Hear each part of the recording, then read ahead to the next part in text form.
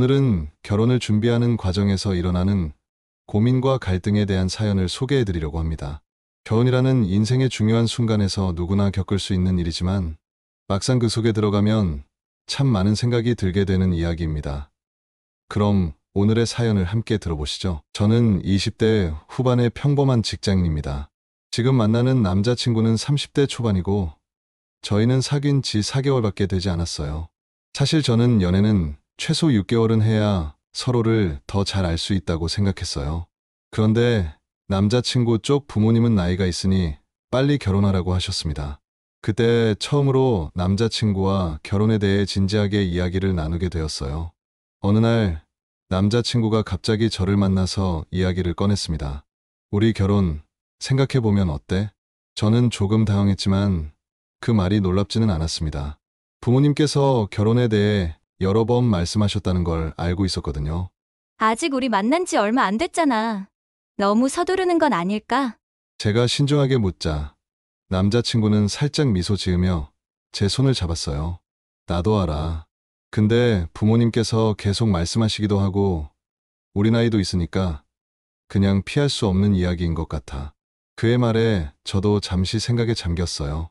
연애는 충분히 길게 해야 한다고 생각했지만 부모님의 입장도 이해가 되지 않는 건 아니었거든요. 그래, 나도 오빠랑 미래를 그려본 적은 있어.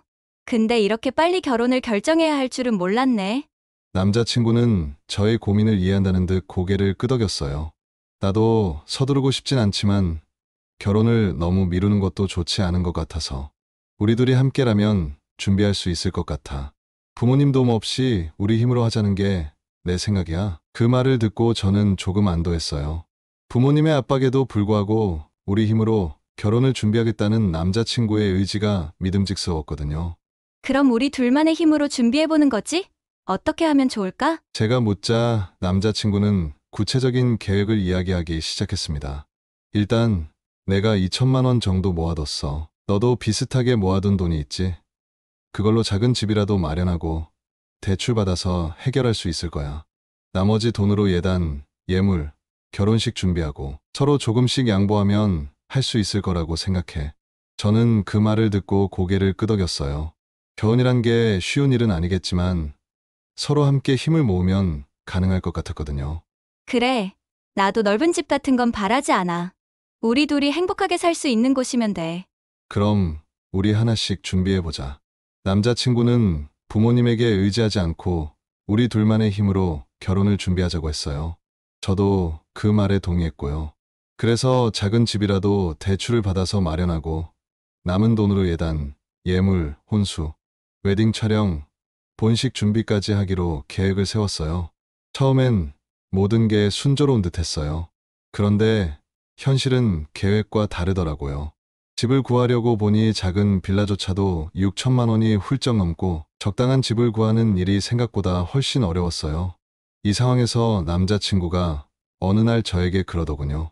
우리 집에서 예단을 없애기로 했어. 그리고 내가 모은 돈 중에서 1천만 원을 집 구하는 데 보태면 좋겠어. 그리고 예물은 생략하는 게 어떨까 싶어. 남자친구가 이렇게 말할 때 저는 순간 당황했어요. 예단을 없애는 건 그렇다 쳐도 결혼 반지는 꼭 하고 싶었거든요. 그래서 조심스럽게 말을 꺼냈어요. 오빠 말대로 예단 없애고 집 구하는데 돈을 보태는 건 나도 이해해. 그런데 나 결혼 반지는 꼭 하고 싶어. 그리고 우리 부모님이 지방에서 올라오시니까 관광버스 정도는 대절해야 하지 않을까? 저는 최대한 차분하게 이야기하려고 했는데 이 말을 듣고 남자친구는 갑자기 얼굴이 굳더니 불같이 화를 내기 시작했어요. 뭐? 내가 우리 집 설득해서 예단 없앤 건 너를 위해서야. 그런데 넌 반지 타령에 버스까지? 그게 말이 된다고 생각해? 난 내가 고마워할 줄 알았어. 순식간에 그의 목소리가 높아지자 저도 순간 당황했어요. 그가 이렇게까지 화를 낼 줄은 몰랐거든요.